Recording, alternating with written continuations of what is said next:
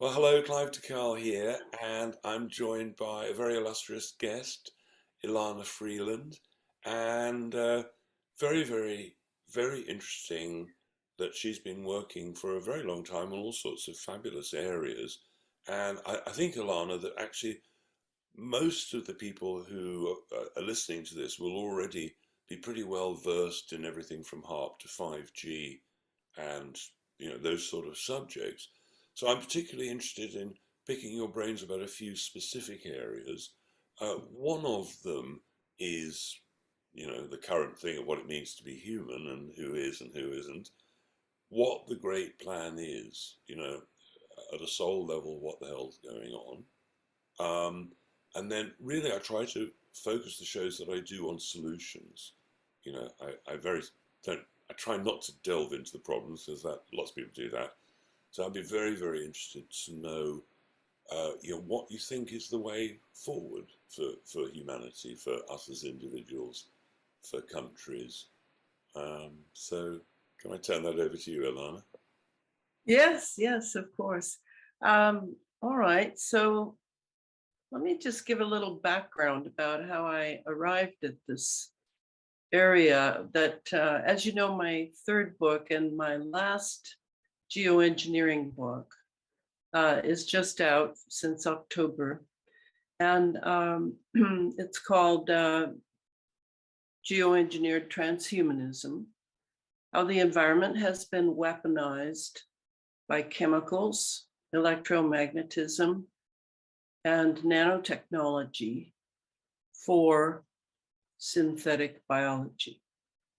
Now, I did two other books in which I was basically making my way along studying what the chemtrails, as it was called then, really were, and what was really going on that we were breathing down here below.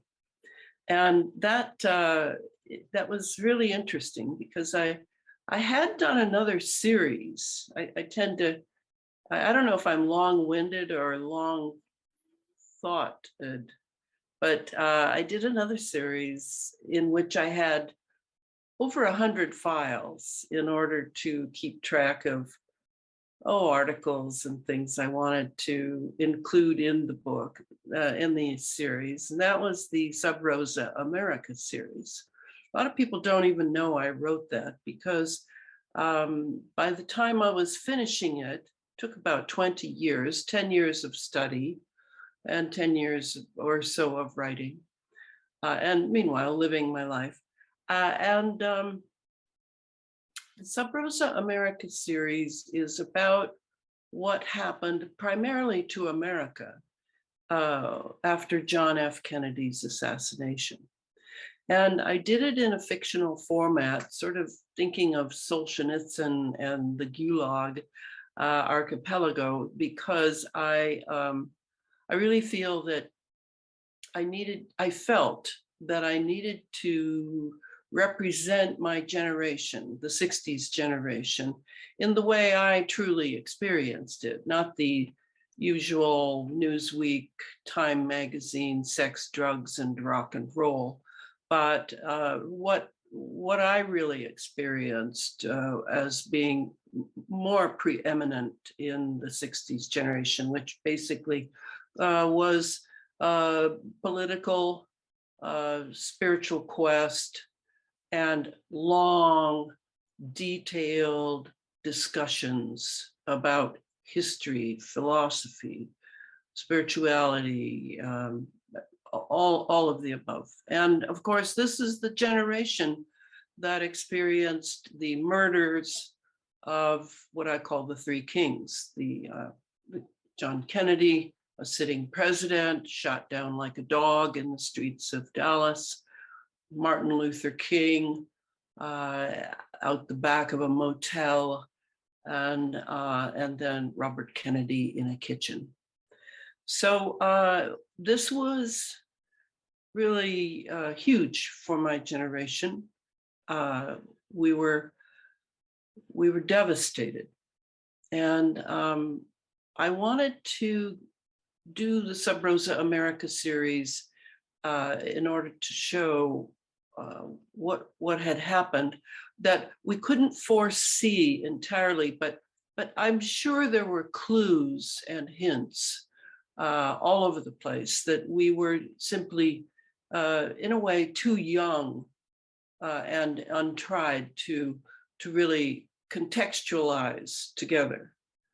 Because to me, it's of course now I'm much older, and when I wrote Sub Rosa America, I was older than I had been, and I of course could see how they all fit together.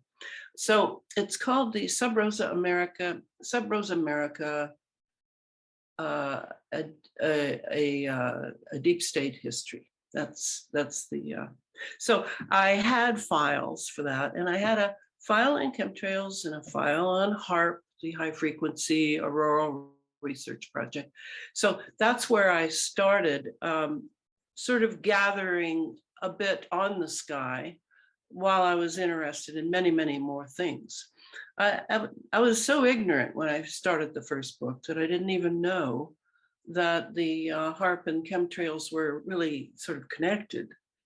Then, as life does, destiny drew me to New Mexico, and I met the independent scientist Clifford Carnicom, and he was collecting condensation, and his HEPA filter was sucking in dust from the air after these stratospheric jets, commercial and military, would pass overhead there in northern New Mexico when the skies were still deep, deep blue. He could tell that it wasn't contrails that were coming out the backs of the jets. He knows what a condensation trail looks like. And what he was seeing were chemical trails, and he could tell by the chemical signatures. So that's where he began. And he began before I caught up with him. But in the early 2000s, we began to sort of peer through his microscope at various things. I had done biology as a second major in my undergraduate years, but really hadn't done much with it since. And I really wanted to understand what was being dumped from the sky, because both of us felt that it was being done on purpose, that this was not just the flotsam and jetsam from jets, that aerosols were being purposely dumped so that we would breathe them. It would go into the water system. It would go into the GMO fields that most of America eats, genetically modified foods, which aren't really food at all. So I began to work with Clifford. And then I wrote that first book and mainly concentrated on Bernard Eastland's patents for HARP and how HARP is able to control the ionosphere, and why that should be so, why they were ionizing the atmosphere, our atmosphere, the atmosphere the whole Earth breathes from. And I went from there, and that led to the second book. And I attracted the attention of Billy Hayes, who was called the HARP Man. And the reason he was called that is because he was the team leader for the building of the phased array antenna acreage up in Gakona, Alaska, that is known by that great acronym HARP. So Billy heard me on Coast to Coast and immediately contacted me, and he became invaluable to me as I made my way through writing a book about the space fence. And the space fence was basically what we common people call the smart grid. But we didn't know that it was actually purposely built from space, from, well, at least the stratosphere, and with a controlled ionosphere, by the way, very important. The ionosphere is miles above the stratosphere.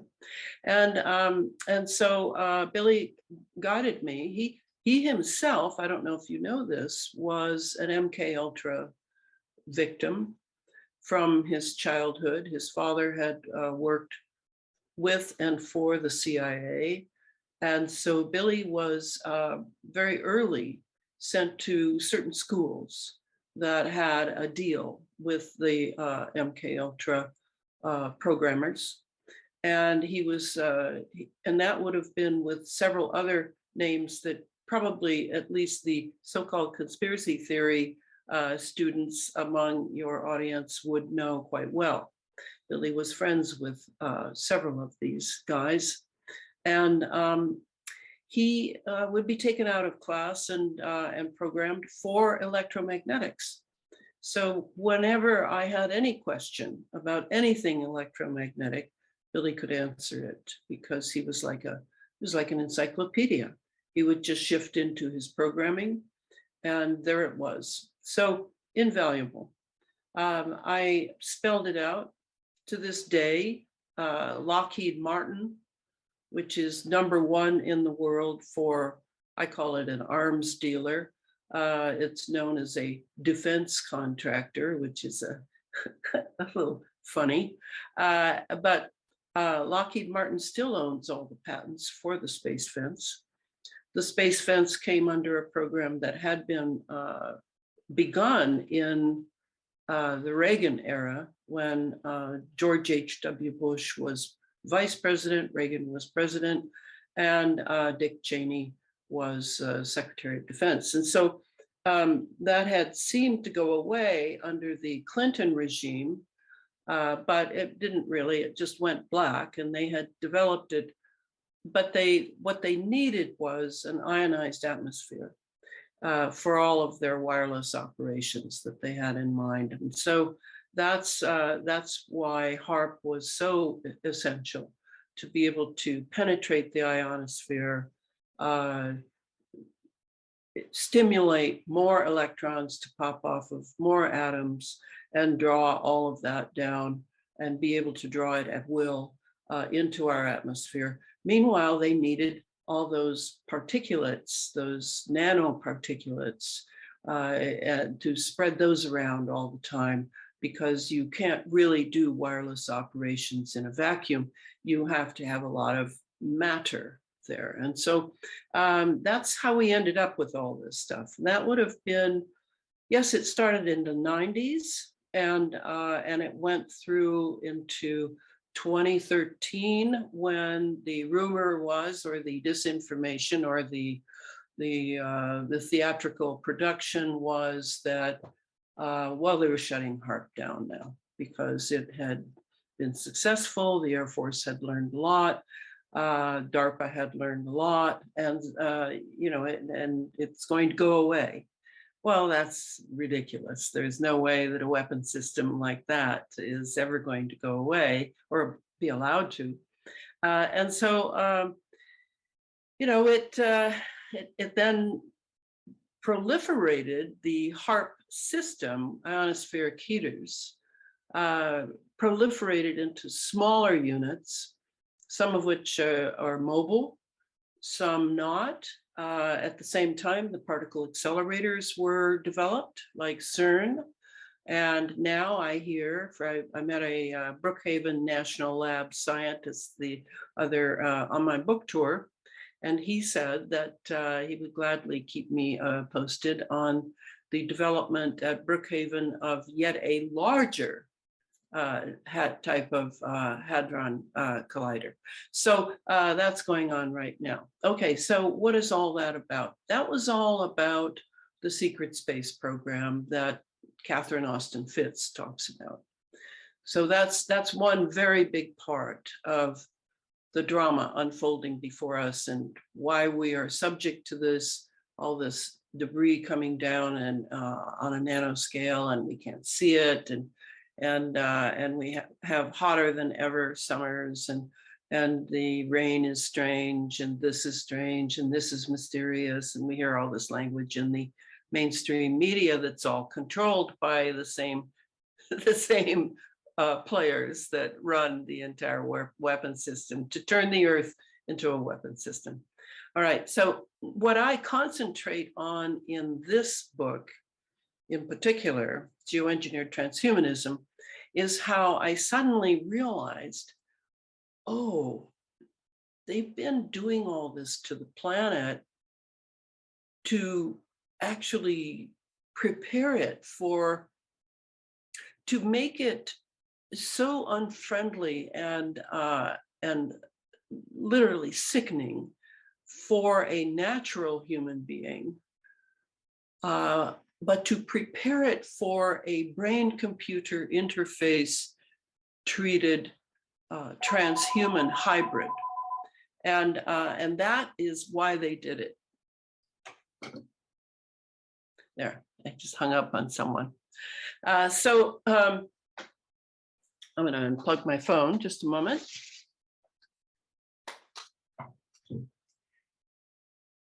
So when I realized that oh, of course, it's all intentional. It wasn't just oh for 5G or oh for the ionosphere heaters to be this fantastic weapon system called interferometry. No, it wasn't, and it wasn't for just this, and it wasn't just for that. It's all together. It's all working together.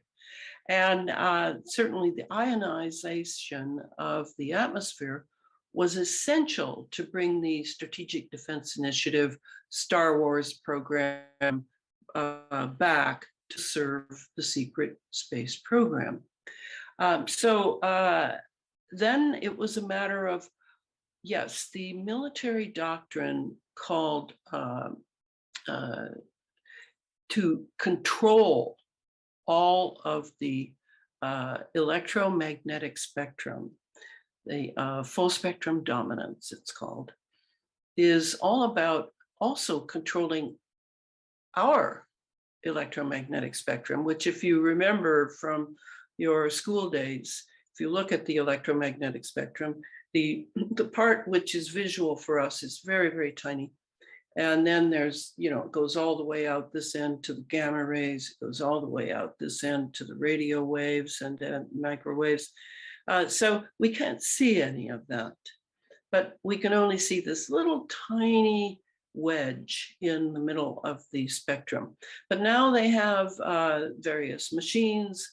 They also, and I have to include there, just to make clear to people who really don't know much about nanotechnology yet, that the nanotech, they are machines as well, but they are a very unique kind of machine because they have consciousness.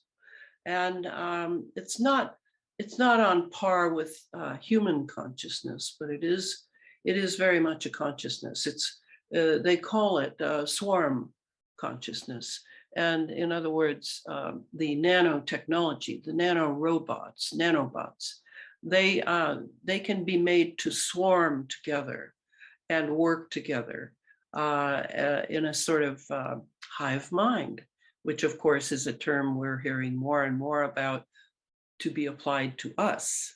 And the way that will happen, I have now discovered from having read quite a bit on nanotechnology, is that we will all be brain-computer interface neuro-meshed together in a hive mind, and all of the parts of us that are supposedly individual will be able to be controlled remotely by AI systems, by various agents sitting on with their monitors on their laptops, sipping organic orange juice in Colorado Springs or at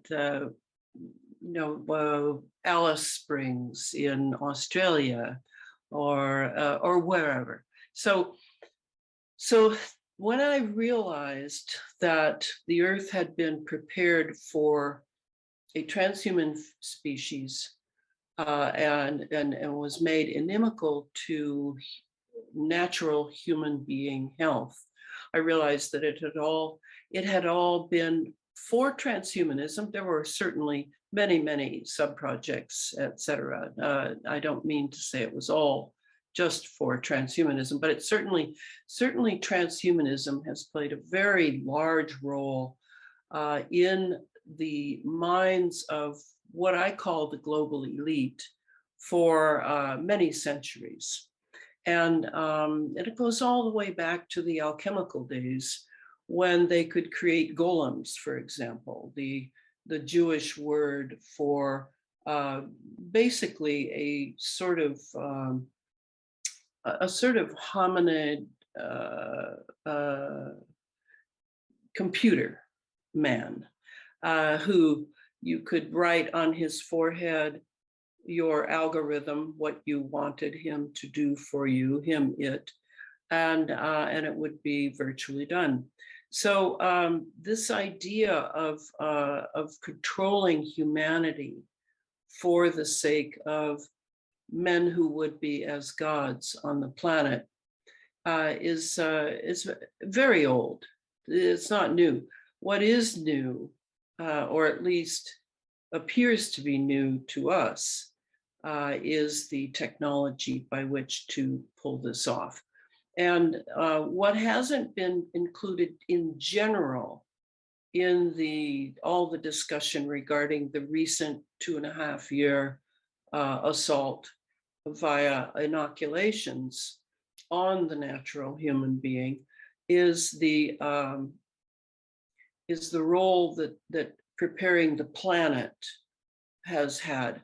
We hear about smart cities. We know that smart cities are really armed to the teeth with various technologies that can, all the way from nanosensors in the walls, in the sidewalks, in the air, in the water, everything, picking up data to then transmit to big data supercomputers, where the big data is then, in our country, sent to Utah and munched up there and drawn out for making money, for biometric understanding, for all of the bioengineering going on of various things that we never hear about. So this idea of the smart city, we just need to expand it a little to the smart planet. And that goes along with the secret space program and the Soviet astrophysicist Nikolai Kardashev's model of a truly successful civilization that has a truly successful space age. And he says there are 3 phases to it. The first phase being full spectrum dominance over your planet. And that obviously is what they're just, I would say, just about finishing up at this point. And that would include all the life forms, including humans, the human brain, etc. Then the second phase, says Kardashev, is the full spectrum dominance control over one star. That would be our sun. So a lot of things going on during the solar minimum, the CMEs, solar flares, various little things picked up where we can see something is landing on the sun and that sort of thing. All of this, I think, is experimentation to control the sun. And it may sound crazy to people who are not particularly involved in astrophysics, but when you sort of dig down a little bit into what it is to have a plasma sun, as we do, this is not impossible to control the sun. So then the third phase, Kardashev says, is to control your solar system and the galaxy. So I do believe that we have secret societies, such as the Saturnalian Brotherhood, that is very well ensconced at NASA, which, by the way, was started by Nazis. I don't know if people realize that, but I certainly never trust NASA, or NOAA for that matter, which is subject to NASA. So the Saturnalian Brotherhood has very strange, many Masonic ideas, but also other occult ideas from other traditions regarding particularly in some way reestablishing the Saturn, which to us looks like a dead planet, but there are photos and footage of various mechanical satellites we've sent that way in order to see what's about the moons and the rings, etc., that make me wonder if it isn't possible that the ring forming around the Earth now from the nanotechnology that is being dropped from the stratosphere and gets into a centripetal force kind of thing and ends up what doesn't fall down here for us to breathe and to be impacted into the soil as aluminum oxide, barium oxide, etc., actually ends up around the equator of the Earth and is becoming a very real spinning ring for what looks to me very similar to Saturn. For communications would be my best educated guess, and that has to do with, yes, communications in the solar system, communication on the Earth, and maybe between the Earth and the Moon.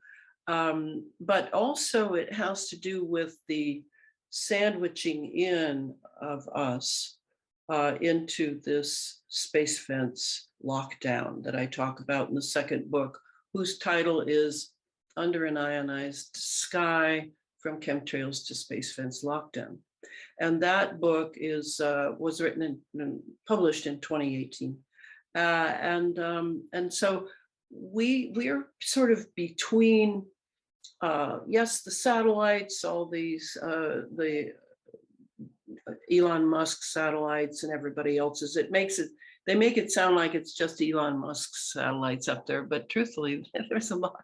There's satellites from Google and Facebook, and everybody else has satellites up there. And Arthur Firstenberg, who wrote the excellent book, The Invisible Rainbow, about the history of electromagnetic or electricity anyway, he said in his newsletter that there were approximately 475,000 satellites up now, some of which are waiting for confirmation, but I'm sure it's a done deal. And so between the satellites, the ring around the planet, which Billy Hayes once called a CD-ROM, and said that it would also fit not just for communications, but memory, that we are kind of ensnared, or enmeshed might be a better word. Our nervous system is enmeshed in this smart fence lockdown. So that's our condition. And down here, we're dealing with smart cities, we're dealing with smart hospitals, with something called precision medicine, which if you examine it, you see is nothing more than making sure that we have electromagnetic machines in us that can then be remotely, wirelessly communicated with by doctors, hospitals, pharmacies, etc. So the transhumanization of the natural human it's already begun. I mean, it began with heart monitors and titanium hips and knees and all the rest. But now DARPA has worked on ways to get pills into people, and that the pill is actually a brain chip or a body chip, a tissue chip, whatever you want to call it, and will be a communication device for remote parties unknown, I might add. You think it's just your doctor, you think it's just your hospital, probably not. And so the nanotechnology, once that was realized in this latest this vaccination drama that we're undergoing, that when we discovered, and I think it was mainly researchers and doctors who started peering under their really good microscopes, not just their 200 power microscopes, and they began seeing all sorts of things going in from the serums alone of Pfizer, Johnson and Johnson, AstraZeneca, all the rest. And remember, all those all those pharmaceutical corporations are really members of a very large and powerful cartel. Let's not think of them as separate. I mean, I always remember how IG Farben during World War II was pretty much ran the whole war, in my opinion. They ran World War I too with chemical warfare, destroyed an entire generation of European men. And so IG Farben eventually, at the end of the war, split off into satellite corporations, Bayer, Monsanto, etc. And I don't know if you remember this. I'm just a compendium of bad news that's all related. But during the 90s, there was this case called the Dutroux scandal in Belgium, which was basically this guy, Marc Dutroux, was pimping and involved in child trafficking for very elite families who would have various rites performed in their castles. And a lot was done on that by a particular site that amazingly has remained up. And I read that, and there was a list of some of the castle owners. And lo and behold, what a surprise. Almost all of them were big pharma corporate CEOs, boards of trustees, et cetera, who would have these terrible satanic rites of child sacrifices, et cetera, in their castles. And so these are not just corporations, is what I'm saying. And it must be said. It must be said, even though it's unpleasant to hear, that there's much, much more going on with these. So pharmaceutical, even the meaning of pharmakoi in the Greek indicates sorcery, indicates spells, indicates devious control means. And so I think we're still in that with what's going on now. But when the researchers and doctors are looking through their really good, even electron microscopes, what they're finding are little computer parts, little nano size. A nano is 1/1000th of a meter, by the way. So they're seeing these nano-sized computer parts. What can I say? Routers, bits and pieces that when they get into the warm body from the serum will eventually all, because they're all programmed, they will find their way to come together, and they will make computer parts in the new transhuman party that has accepted the vaccine or the inoculation and all the boosters, et cetera. So they also noticed just a ton of nanoparticles, some of which, when they looked closely at them, turned out to be parasites, some of which they're not sure what they are, but there are a lot in the serum going into these various batches that then go into various people at all ages from infancy on.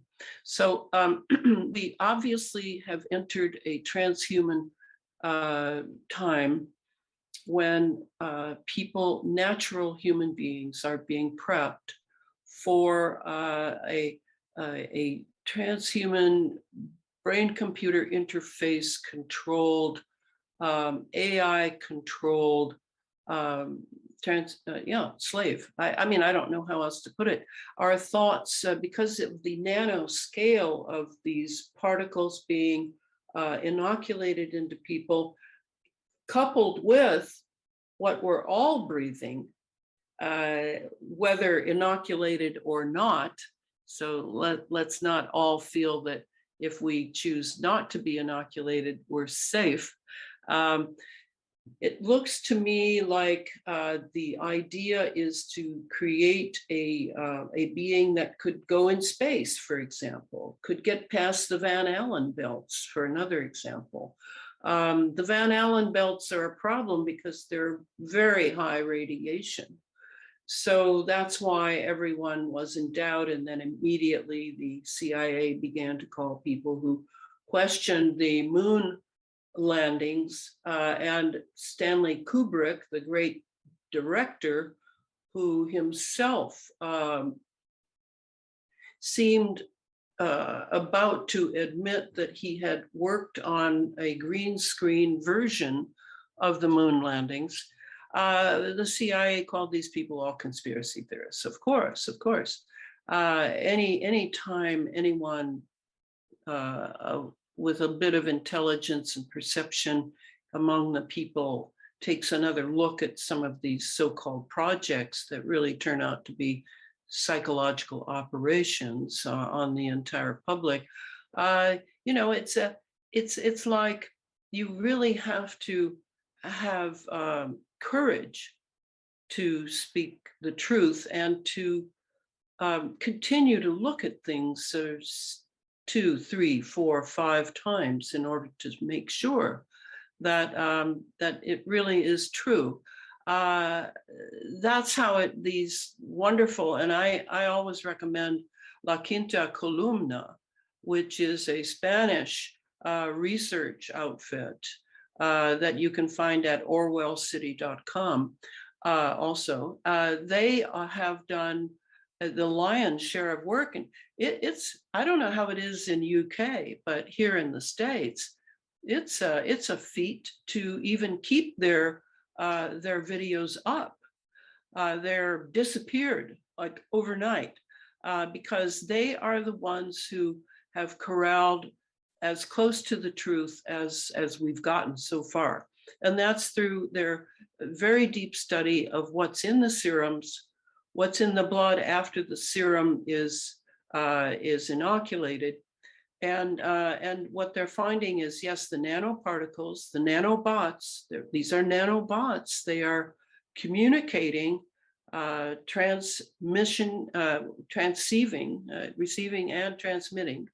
Now all these inoculated people are on the Bluetooth radar and are being surveilled and followed in order to for the big pharma cartel to see how their experiments are going, who dies, who doesn't, who gets paralyzed, who doesn't, who has myocarditis, who doesn't, etc. And then they put out these bits of disinformation, or at least half information of how, you have this what is that term they use when you get near someone who's vaccinated and you develop symptoms? Shedding, yes, which is an animal term, of course.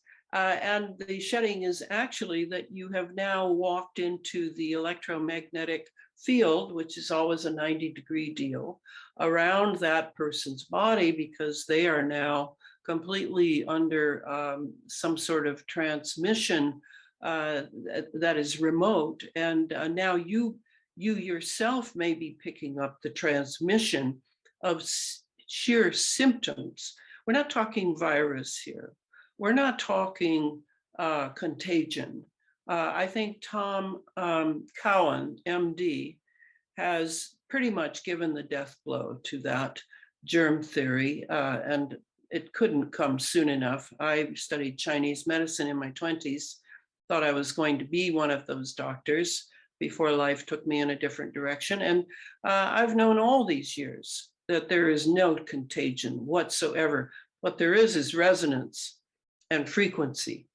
And we are exceedingly resonant beings. So when you come near someone, someone's electromagnetic field that they are now connected to, these AI systems that are picking up their big data because they have been inoculated, you may pick up some of that transmission and develop some of those symptoms, but it'll be far less than those who actually go to hospital. And now we're in the smart city terrain of smart hospitals, where they're all 5G, and you can just be blasted right out of life by those systems. So the ideas of resonance and frequency, this is the way biology is moving. And what they call it is we're moving viral or molecular biology to digital biology. And digital biology is the most scary thing of all to me, because they won't transmit actual say a virus that has been treated with gain of function for gain of function patenting. That at least would have something natural in it, in that it's, you know, a little piece of DNA garbage of some sort that has been treated in labs. No, this is just the frequency of SARS-CoV-2, COVID-19, you know, all the different diseases, and it'll get to your body. I recently experienced this, as a matter of fact. On my book tour, I was attacked electromagnetically while I was giving talks in Los Angeles. And Los Angeles is an exceedingly 5G wired city. So I actually experienced how it was. I could feel that my immune system, which is excellent, because I've been a health nut for many years, was bypassed, and I developed a certain symptomatology that, it made me feel sick in that I had no energy, but everything else, and some brain fog now and then, particularly over my verbal center. So anyway, it took me a while to figure out what was going on, because everybody wanted to say, oh, you know, you're older and you're traveling and, you know, you're under pressure. And no, it wasn't any of that. It was something else. And then I realized, oh, I see. The guys who make trouble for me now and then, they want me to experience what I'm talking about. And so that's what I did get to experience, was this transmission by 5G, 6G, and I always put them together because they work together. They're not telling you that 6G is up, but I maintain that at least in the smart cities, 6G is definitely up with the 5G. Both are needed for this kind of operation. So the idea that we're now in digital biology is something we need to really catch up on. That's the purpose of this book. I don't know another book that does this at this point, so I highly recommend that people start reading up on this so that they can prep themselves, that when they get sick or they have symptoms of illness, don't necessarily run to the doctor. He won't know anything about this. Don't run to hospital where they're all 5G wired to the teeth. Believe me, just you could take one of those Tony Pantalaresco baths which I do take a couple of, at least 2 a week. And on my tour, I was taking them every night while that was going on. And other ways to just allow yourself to rest, allow your immune system, which, by the way, cannot read digital frequencies yet.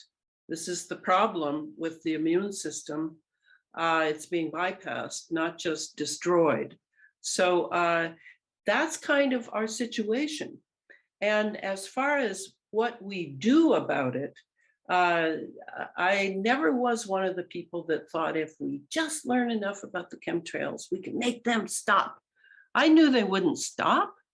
That was the secret space program. They're not going to stop that.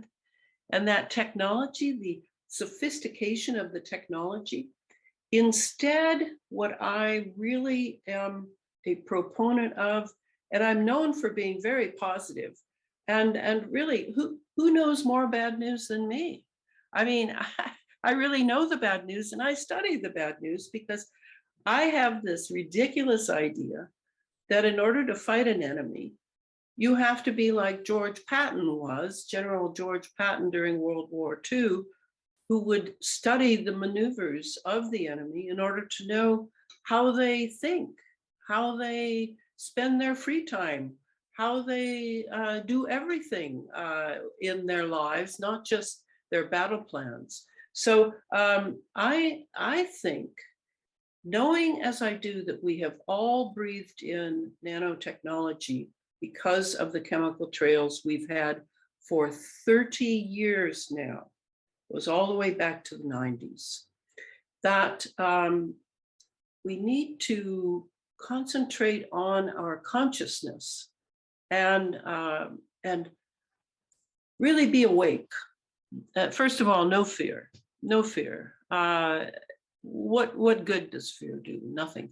It blocks everything. In fact, fear produces acidity in your body, and nanotechnology that you've breathed in that lives inside you is ensconced in your tissues, in your brain, in all of us, all of us.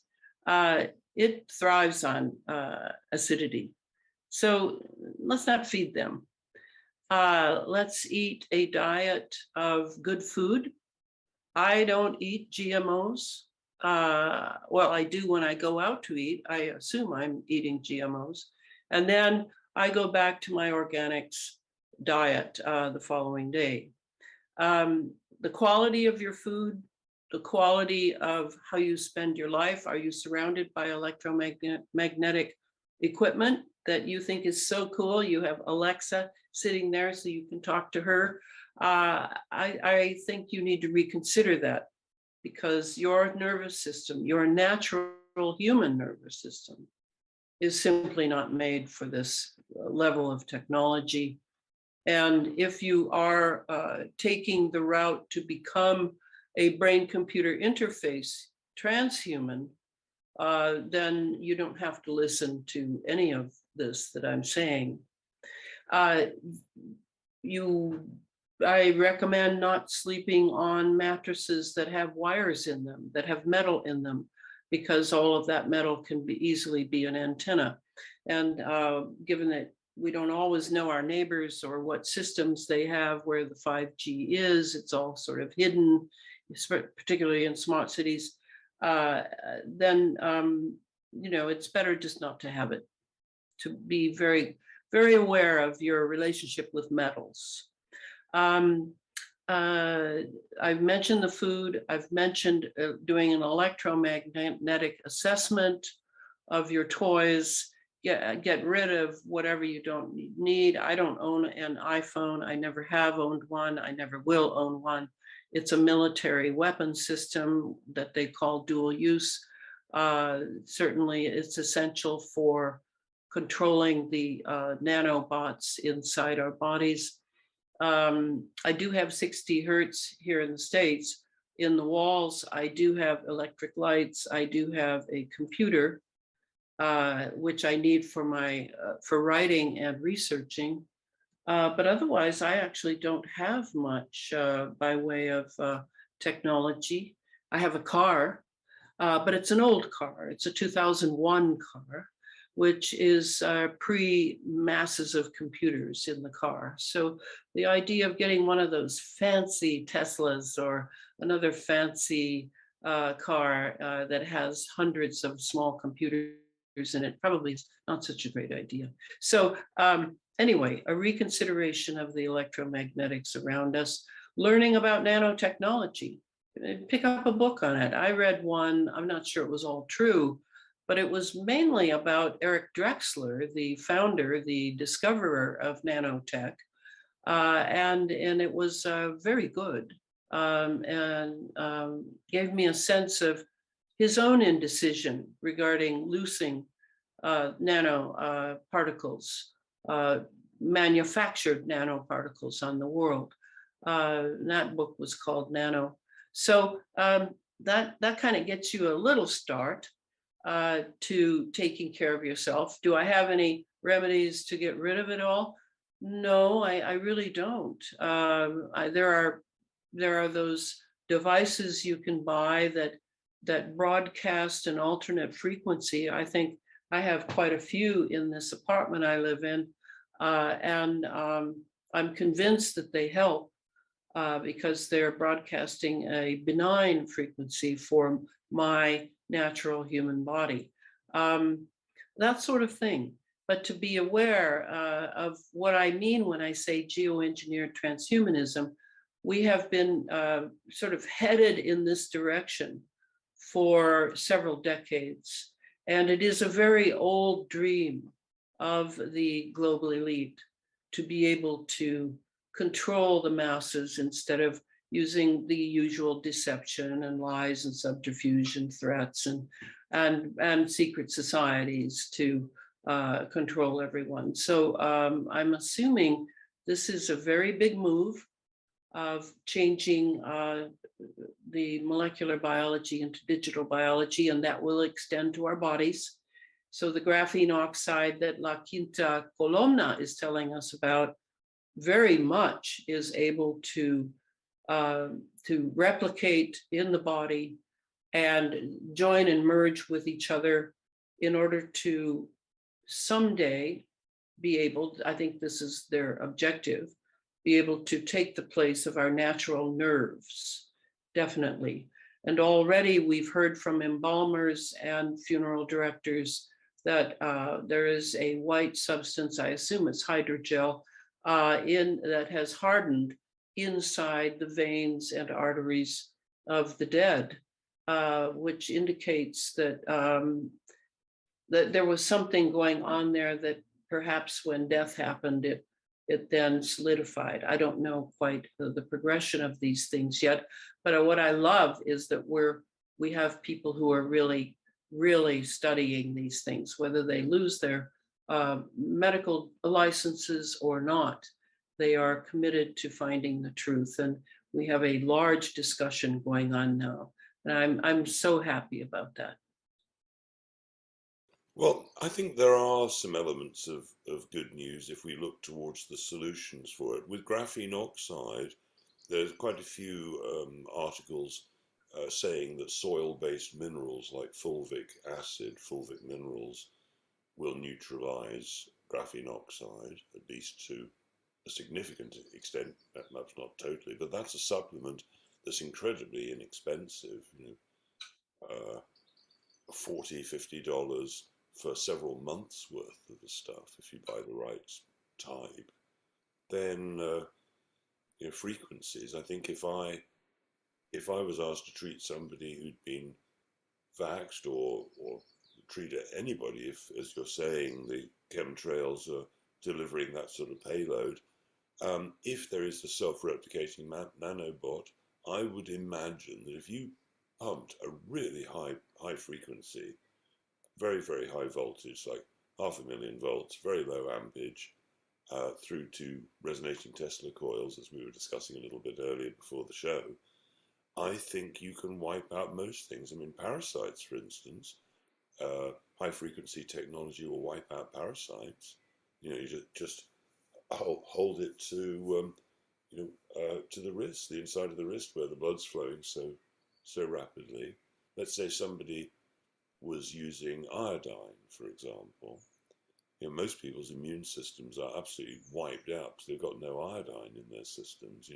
I think when every 4 minutes or so when the blood flows through the thyroid, if there's enough iodine in the thyroid, no self-respecting bacteria or fungal infection is going to cope with that. But because everybody's got a low-functioning thyroid through lack of iodine, people are falling prey to colds and flus and so on. That and staying indoors and not getting any sunshine. I'd like to know, if you've, are you in touch with people who are studying elements like that? Well, what can we do? Yeah, we mentioned Tony Pantalleresco. I'm definitely in touch with Tony, and I quote him in the book. And I'm in touch with a German chemist named Harald Kautzwelle. And Harald is also has ideas. And who else? Then, of course, there's Clifford Carnicom, whom I'm still very good friends with, the independent scientist I started working with years ago. He's sort of semi-retired now and sort of consolidating all of his work that, of course, the EPA, the CDC, and the FDA refused to acknowledge professionally, and yet they would hit his website often in order to see what he had come up with on his own. Incredibly devious. And so anyone I recommend to all audiences that when I give talks or on radio interviews, that if you're experimenting with your own body, I think of my body as an experimental vessel now, that I want to know what its responses and reactions are to various things. So I pay attention to the doctors online who are saying this, that, and the other. And I put together a huge remedy section on my website, elanafreeland.com, for people to see what happens. Because the other thing that is that we all have different bodies as well. Some things go the same way in all bodies, but some things don't. And so we need to communicate with each other. We've just begun to, understand this technology revolution that's going on. And I would call nanotechnology a huge revolution. I don't think you can assume it's just another thing. This particular technology, because it is on the atomic level, this is the problem. The last time you may have heard of something on the atomic level may have been the Manhattan Project, and we know what came out of that. This is different. This is the tiny world. This is not the big world, from the macro to the micro now. But because nanoparticles are now being engineered, manufactured by laying one atom next to another atom, next to another atom, next to another atom, etc. That's how these particles are made. That's why it's so cheap to have nanotechnology. Because of the atomic level it's from, it's right up by the quantum realms. It's right up by where CERN directs its attention to the quantum multi-universes, you might say, the multi-dimensions, wherein there are many types of consciousness. There are many types of entities. I'm not saying I'm an expert in that, but I know that the consciousness of the nanotechnology is quite extraordinary. Yes, they can be directed remotely by human operators or AI systems. Yes, they can. But they also have their own consciousness. And as Eric Drexler warned, they are pretty much biophages, he called them. which means they eat the biological. They can devour it. And who's to say what they're doing in our bodies? And who's to say that they can be controlled forever? I don't think so. I think we're dealing with an entity, very strange entity, that has a swarm consciousness, that has many players that operate with it, but they're all sort of the same, the hive mind, and that we need to really see that. That's kind of an experiment I'm running, is to see if I can consciously communicate, you might say, with them in my body, and become dominant, because the human species is not just a piece of meat with a head, a thorax, and two arms and legs. It's a divine being in my mind. I'm a student of Rudolf Steiner, you may know or know that.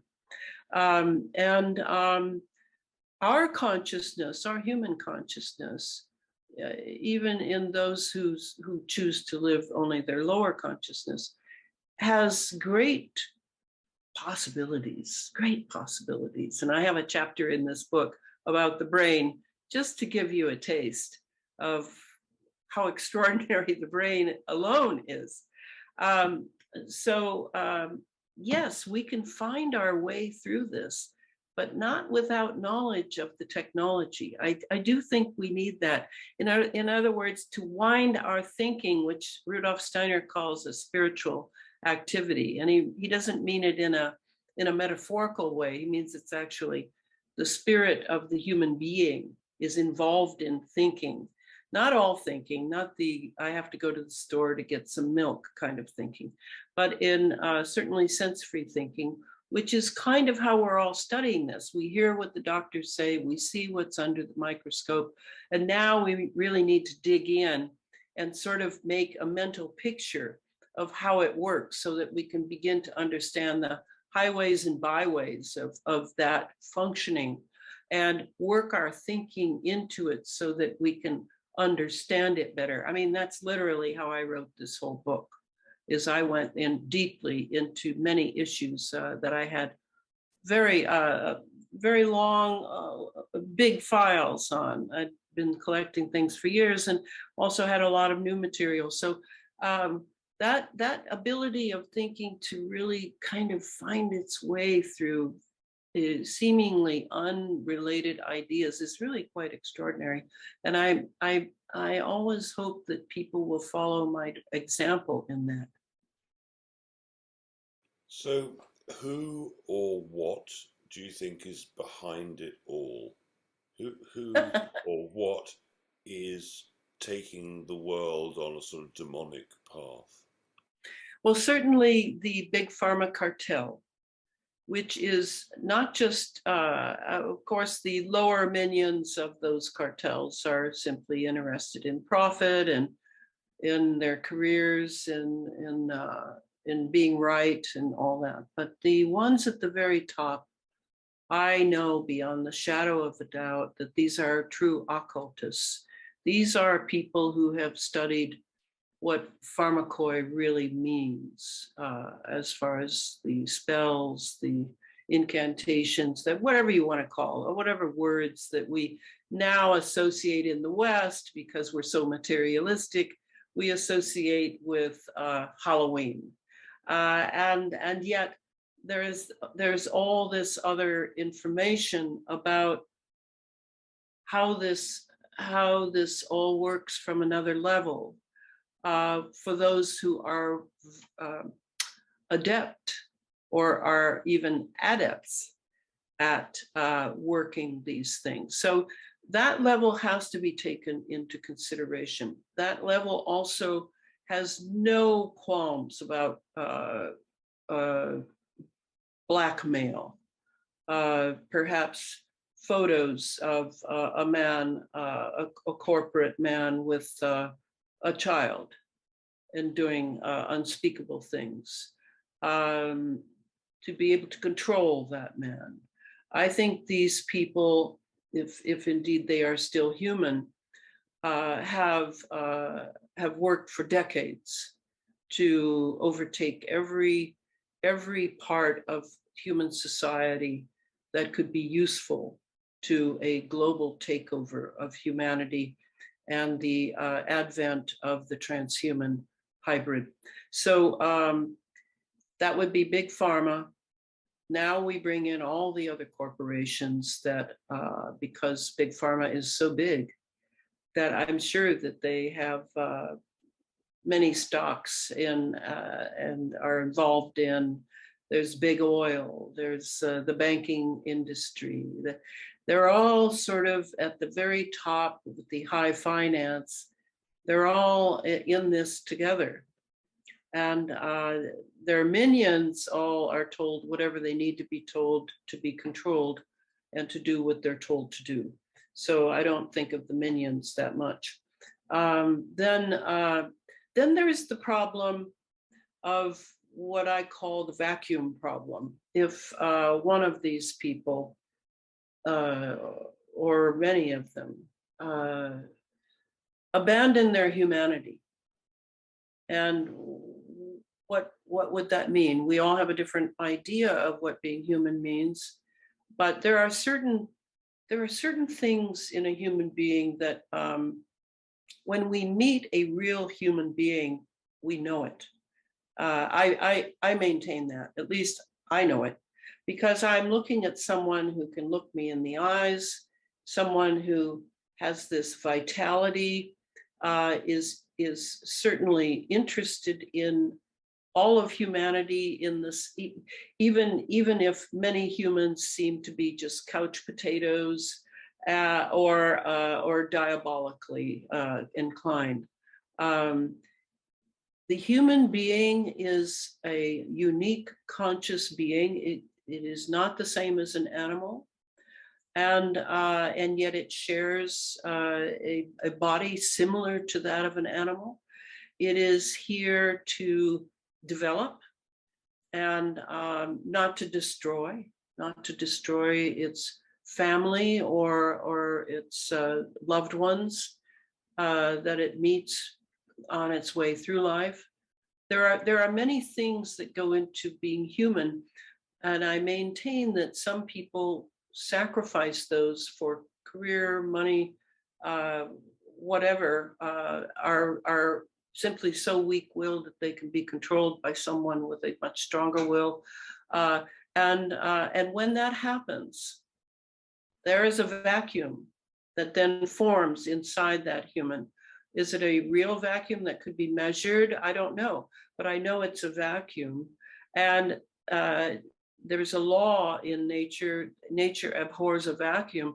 And what will happen is some entity or other will enter that vacuum to fill it. And so we also meet not just people who've abandoned their humanity, but people who are possessed by non-human entities. I don't know I don't know if they're reptilians or grays or any of that. I don't really pay that much attention to all that. But I know that there are entities in that electromagnetic spectrum that we were talking about, where our ability to see is so narrow and so small. What is going on in all those other frequencies? All of that. Certainly there are entities that are not burdened with a physical body like we are, but have perhaps a plasma body or some other body. So that's kind of how I would see the humans who end up serving things like what we're going through now, and the transhumanism that lies on the horizon. Many of them may not even be human anymore. That is true. Then there are the humans who simply serve power. I mean, it's the only thing they can imagine. And all of this comes under the banner of the corporate, as does the military. The military we tend to think of as all powerful, but it generally serves corporate power. I call it the military-industrial intelligence complex in the book. And let's see, who have I forgotten as one of the players that's in charge of all this? Well, I think you've probably covered most of them. So,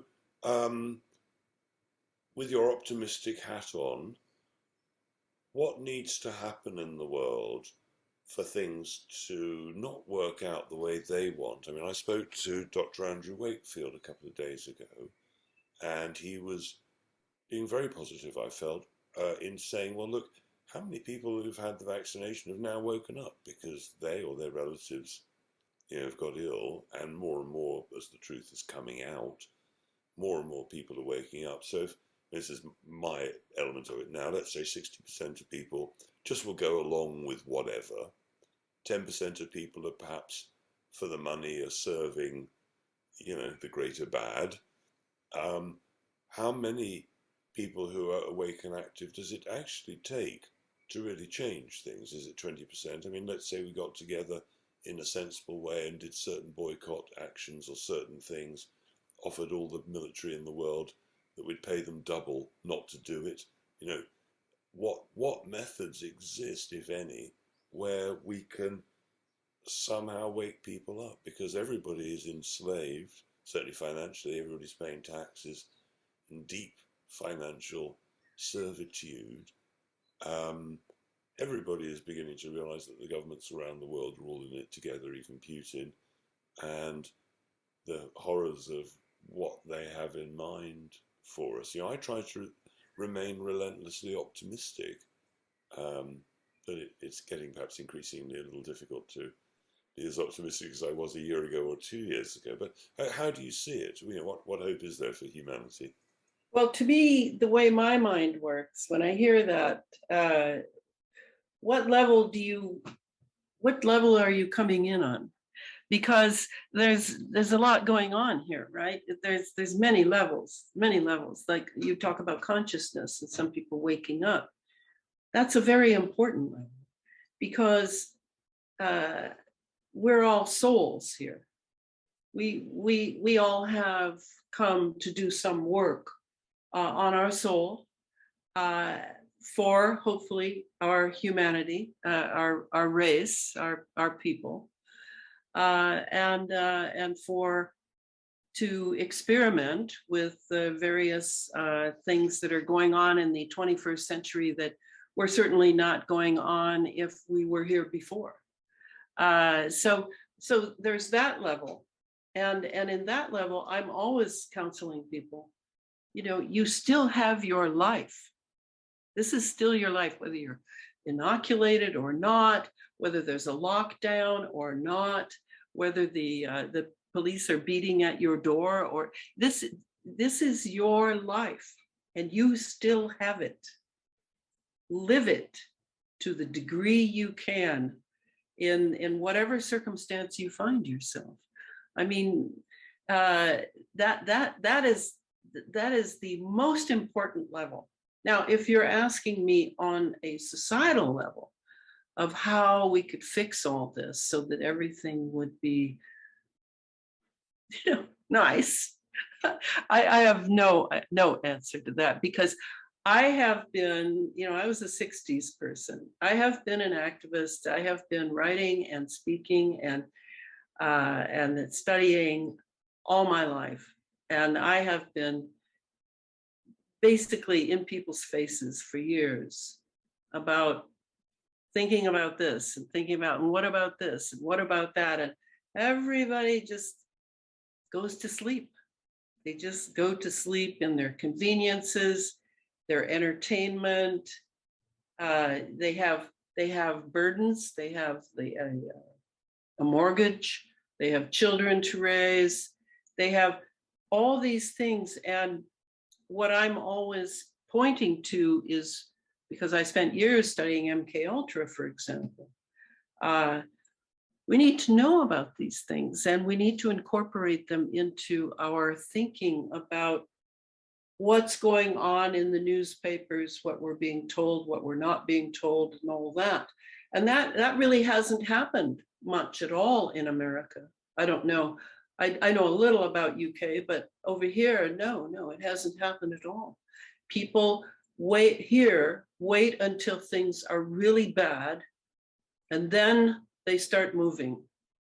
And then they get interested. They get interested in biology. They get interested in, big pharma and all of this. So it seems to me that we're kind of getting our due for having slept through the greater part of 5 decades since John Kennedy's assassination, when nothing was done about it. Nothing was done about Martin Luther King's assassination. Nothing was done about Robert Kennedy. So, I'm at the risk of sounding cynical. I have witnessed that when things get bad, Americans start moving. And for that, I'm grateful for this. This is what it took to awaken. So therefore, the solution will be, I believe, living through this and really digging in with your consciousness as to what you can do to ameliorate maybe the situation, maybe the lot of some of the people who have been tremendously shut out of society now and are living in the streets and have very little or whatever. You still have your choice, because to a degree, I maintain that we're all plugged in now to the AI system to one degree or another. It doesn't mean, it's not about being inoculated or not. It's about the fact that we have all these nanobots in us that are all transmissive. The messages are going in and out. So are your thoughts still yours? Do you have a thought? Do you have thoughts that you just can't believe you had such a thought? Well, consider that you might have been picking up a transmission going somewhere else. I mean, that's kind of how we're going to have to look at things now, that we're not in charge totally like yesteryear, where it was a matter of controlling the systems and the institutions and bringing a lawsuit here and complaining there. This technological revolution of the fourth industrial revolution is extraordinary, and our innate desire is to not know anything about it, so that we're not in pain or fear over what is here now. But I don't think that's going to work. It didn't work for the last 5 decades to keep us from what's going on now, when the global elite are making their big move, to just let, in that biblical sense, I can't remember if it was Job or who, but to let it, and let the angel of death pass over and hope that it doesn't get you. That doesn't work. This is a human drama in which we are all involved, and we have a great opportunity here to make some extraordinary choices that will develop our souls in extraordinary ways that you don't know until you really do it. You have the courage to do it. We have great opportunities right now, and yet what everyone's seems to me what most people are looking for is, how can I stop the pain? How can I stop the fear? How can I find a safe port in this? And that doesn't seem to me the thing I think of. I think of what great opportunity. I'm thrilled to be alive now. I mean, I'm a warrior through and through. And this is a war worthy of my abilities and my love for humanity and my love for the divine world and for our future. So, it couldn't be better for me. I say that today. We'll have to see what I say tomorrow.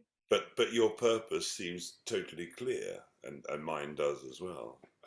Yes. So, I mean, it seems to me that those top level elites, because of the bloodline thing and the family thing, they must feel that they're coming round again back into the same bloodlines, the same family over and over.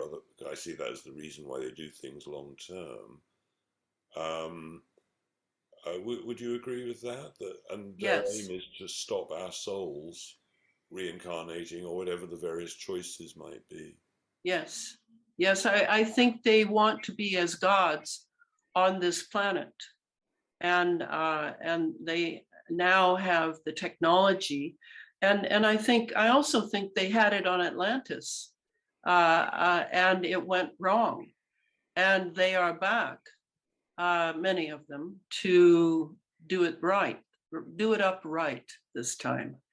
And that's what the full spectrum dominance to me means, because it's very ruthless. It's very ruthless. This is not just some military term they're using for wars abroad. No, no, this is how it's all being conducted, is full spectrum dominance. And so, yeah, I totally agree with you.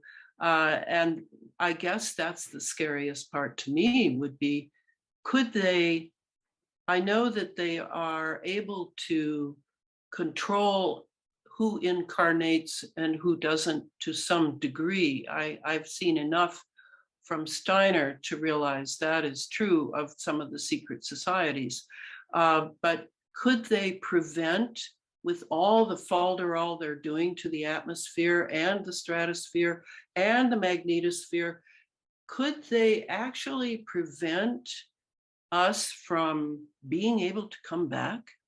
I mean, what good does it do to do a culling of humanity like is going on now? I believe it's a culling, not a depopulation. I don't go that far.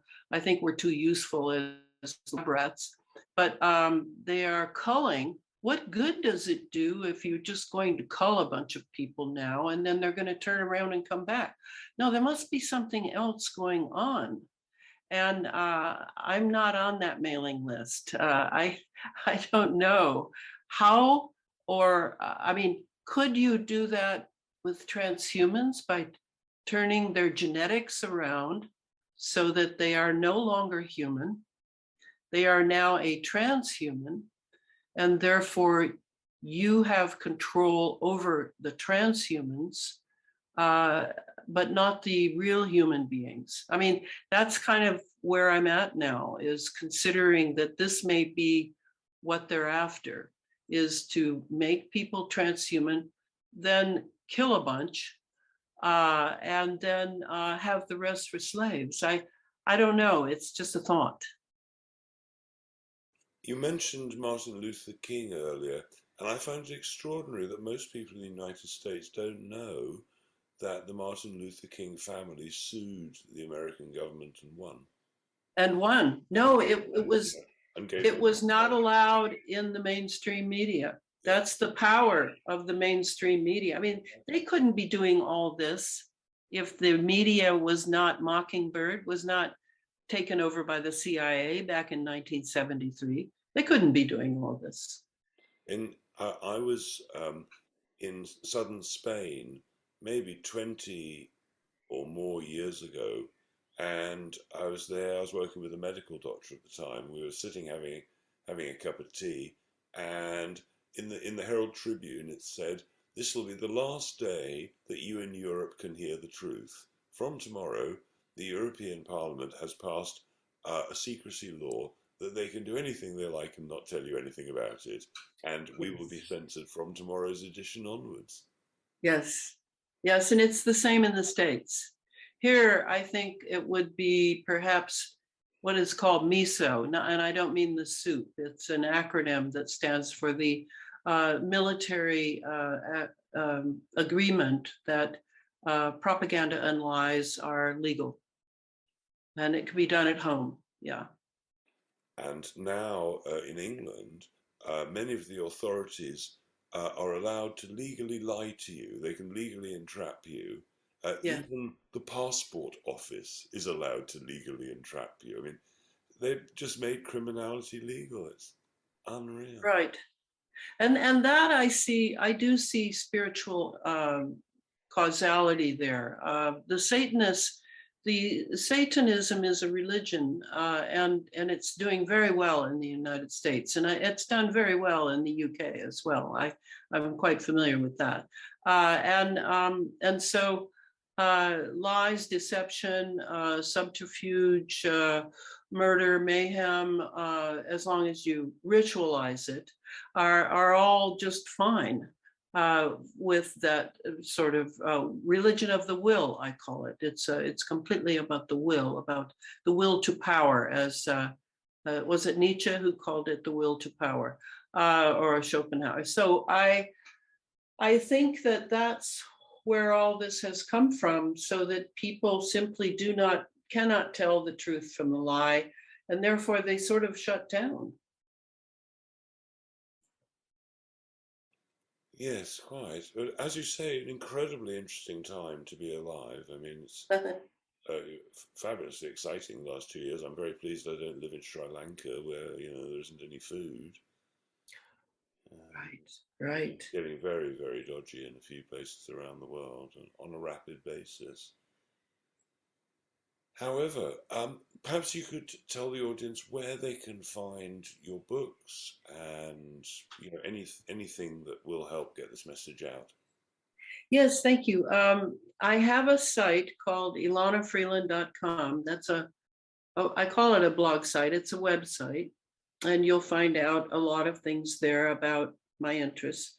And then to order the book, Geoengineered Transhumanism, the new one, you can get it at Amazon in the black and white and at your bookseller. But I recommend getting the color edition, which I'm taking through an entirely different venue, not a print on demand at all, so that people can have that edition for about $15 more. And you order that from the Rudolf Steiner bookstore in Seattle, Washington. Now, that's a long way away. I am in touch with a British friend who is trying to get it at is it called Watcomb's, the bookstore down in London, or Watson's? I'm sorry, I don't remember. My mind's gone completely blank. It'll come to me. But it's a that she's trying to get them to Waterstones. a Waterstone. So you could see what you can do with that. But he is sending books to England and even Australia. So I know it happens, but it might be a bit pricey. So that's the book. And then my site, elanafreeland.com. I do post every morning at the one Facebook site that Facebook is allowing me to keep at this point, which is called EMF Planetary Engineering. EMF is actually my initials. I find it amazing that I have the initials EMF and that I'm doing what I'm doing. I don't know how that happened, but it did. And then I also post at gab.com, where they don't edit and purge my posts, and therefore I like it for that. And otherwise, I give talks now and then. I do a lot of radio interviews, and I'll be at Red Pill Expo in Indianapolis next month, presenting with a very spectacular lineup. I see that Ed Griffin has set up. So that's it, I think. Well, brilliant. You mentioned Ed Griffin. I interviewed him a few years ago in Mexico at an Acapulco where he was speaking, and he was so impressive. I mean, for somebody, then he was in his mid-80s. That's right. It was incredible. I mean, you'd never believe he was the age he is. No, he's exceptional. He's very exceptional. Yeah, lovely, lovely guy. So, well, look, thank you so much, Elana. It's been fascinating, and I hope people feel not too depressed by it all. Um, and so, well, thank you once again, and best of luck getting the message out there. Yes, and thank you for sending me the lovely medicinals. Oh, good. Well, uh, they may have sent you a link to a video that I've got, which you just put in Clive to Carle and supplements, the word supplements, and it's not on YouTube because they took me off, but on many of the other platforms, you can find it, which is sort of a basic instruction as to how to use the supplements. But if you want to for your own purposes, I'd be very happy if you got any health issues. Hopefully you haven't, but if you did, I'd be very happy to give you a brief consultation and just guide you through what some of the supplements do. All right. Thank you so much. All right, great pleasure. Thanks, Alana. Have a lovely day. Bye. Bye.